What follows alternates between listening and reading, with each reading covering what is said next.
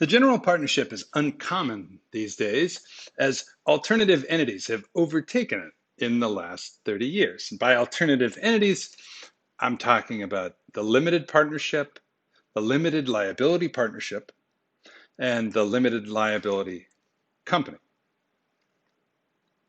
The substantive content of partnership law still constitutes a building block body of knowledge because much of the common law partnership architecture lives on in these successors. The limited partnership and limited liability partnership statutes incorporate the RUPA directly, and partnership case law, as we'll see, informs all types of de facto partnerships, alternative entities like this, and even corporations. There are some basic features that many or all of these entities share. Most LPs and LLPs, as well as many LLCs, have fixed terms after which they're scheduled to dissolve unless the parties agree to extensions. A 10-year term is common for limited partnerships. Liquidity for investors in these entities is often limited. Exchange-traded limited partnerships and LLPs are uncommon in comparison to the types of publicly traded corporations we'll talk about. Distribution and governance rights of investors in these entities are carefully specified in foundational agreements, which can run hundreds of pages. And these large entities often have governance structures that are autocratic in comparison to corporations and certainly to partnerships. The general partner usually runs a limited partnership and managers run LLCs. Handing that level of control is risky for a passive investor in the presence of a term limited vehicle. A real distinguishing feature of these entities is the limited liability they can afford to investors compared to the traditional partnership.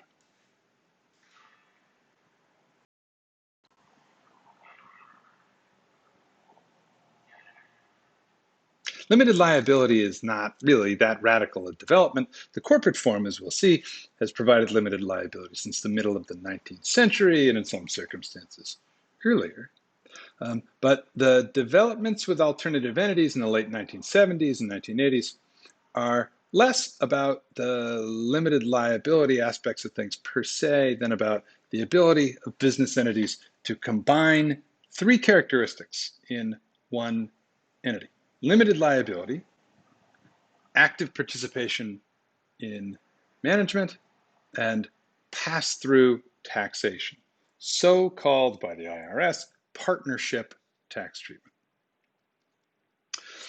In addition, limited liability is important, but it doesn't deprive creditors, such as banks, of the ability to hold partners in an LLP or members in an LLC personally liable. It merely requires that creditors negotiate for that by contract to obtain personal guarantees, just as traditional partners could always contract with particular creditors for limited liability. One way to think about this point is that the new limited liability contractual entities flip the partnership default rule from personal liability to limited liability.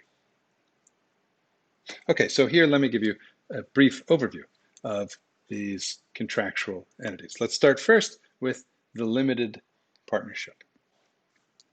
This has a long European history, but was introduced in the US during the last half of the 19th century. The limited partnership, take a step back. The partnership we've been talking about, the general partnership, there's just one class of partner, the partner. They're all treated the same. The limited partnership has two types of partners: general partners and limited partners. Limited partners enjoy limited liability. Limited partnerships are managed by their general partners. The general partners are generally assumed to be natural persons and remain personally liable for their firm's liabilities, for the limited partnership's liabilities.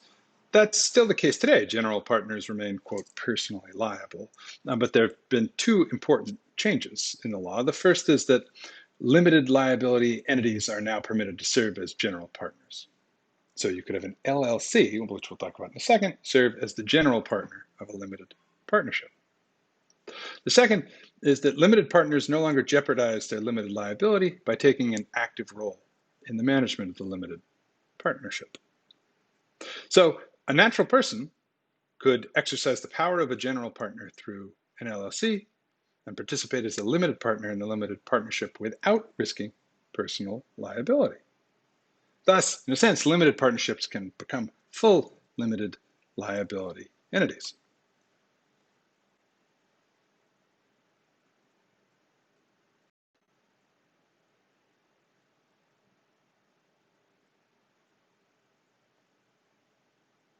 The limited partnership remains an investment vehicle of choice for private equity funds, venture capital funds, and most hedge funds. Those funds could be organized as LLCs, which we'll talk about in a second as well, but the limited partnership form is well entrenched in the relevant business and legal communities. Here you can see KKR and Company, a publicly traded limited partnership. It used to be a limited partnership. It's since converted to a corporation. But you can see it has here's a limited partnership. Here are the limited partners. Here's the general partner.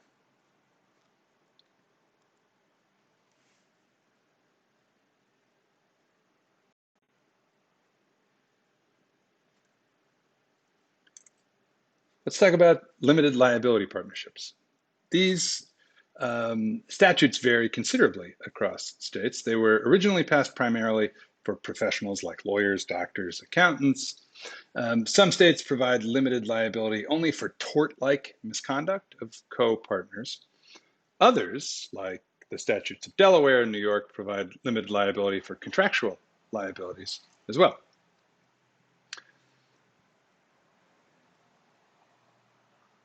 The idea here is each partner's liability is limited to the extent that liability arises from the tort of other partners, or even, as I said, the contract struck by another partner.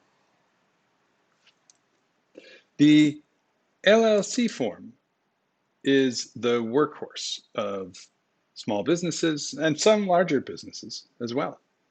An LLC can assume virtually any characteristics that the creators want to assign to it. The owners of an LLC aren't called partners or stockholders, they're called members. An LLC can be managed by the members themselves or by separately designated managers. Since the LLC was originally developed to obtain pass-through taxation for investors who also want limited liability, it's appropriate at this point to contrast the two kinds of taxation that matter here. On the one hand, we have what's called corporate level taxation of business income, and on the other hand, partnership taxation. With what the IRS treats as corporate level taxation, income is taxed at the entity level. The corporation is taxed, distributes money, then the owner is also taxed. With partnership level taxation, these are called sometimes pass-through entities for tax purposes because the IRS does not tax the partnership on the income. It only taxes the individual investors on the income.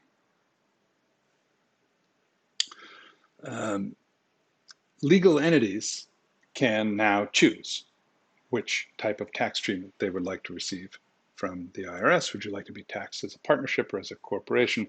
There are different trade-offs for both. It is not by any means obvious that one is more desirable than the other.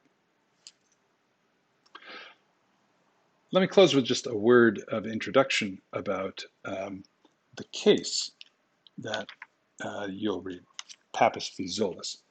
This is sort of like a version of Meinhard v. Salmon.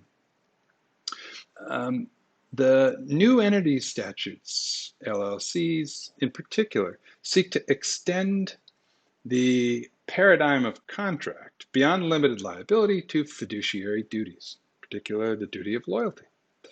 Delaware allows in its LLC statute drafters to contract out of all fiduciary duties, with the exception of the implied covenant of good faith and fair dealing.